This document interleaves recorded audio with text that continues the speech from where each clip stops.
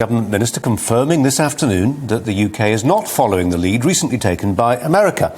Last week, the Pentagon released an interim report which said that of 144 sightings made by military personnel in the US about UFOs since 2004, 143 remained unexplained. Well, joining me now from West Yorkshire is the Vice President of the International Coalition for Extraterrestrial Research, that is Gary Heseltine. Gary, appreciate your time.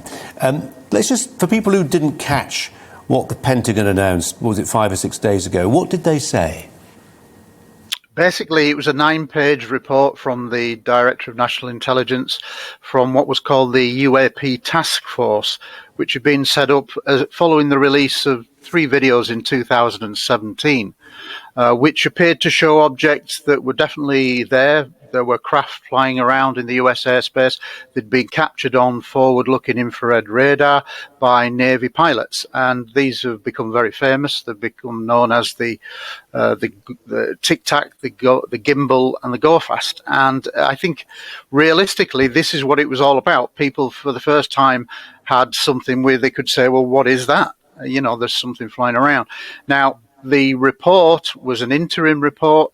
I suspect there will be others down the line. There has now been a call for further action that was in this 9-page report. It was expected to be many more pages, but realistically what it said was a huge sea change in attitudes by the United States government, who have always been very... Gary, what's brought that about? Skeptical. I mean, it's undeniably true. I mean, whatever you think about, however sceptical you are about this, it's undeniably and demonstrably true that the American government seems to, as you describe it, a sea change. There's been a change of thinking. What's precipitated that?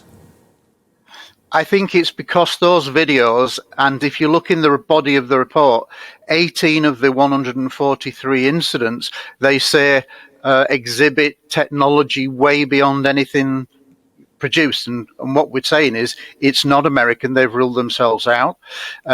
Obviously, there's an inference, well, it's going to be Russia or China.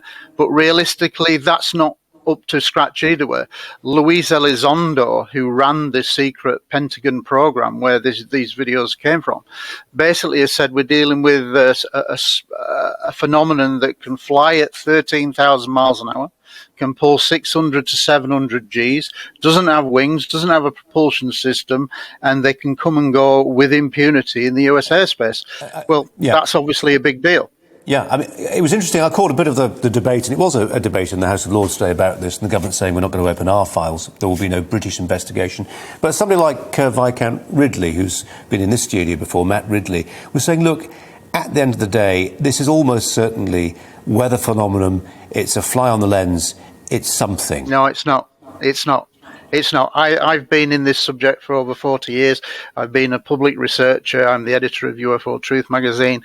We've got 27 countries of academics, scientists, and leading UFO, UAP researchers in 27 countries. We're taking a global approach and saying, actually, you should be preparing for this what-if scenario, because now you're in a 2-horse race. It was a 3-horse race. The Americans ruled themselves out. So it's now either foreign technology or it's from elsewhere. And the real answer is it's from elsewhere for the simple reason is that this phenomena goes back over 70 years. And the things that are seen now and being reported, the movements, were described 70 years ago. So this is a worldwide phenomenon, and the world should start looking at it. Well, it's looking at it more than it certainly once did. Gary Heseltine, I appreciate your time.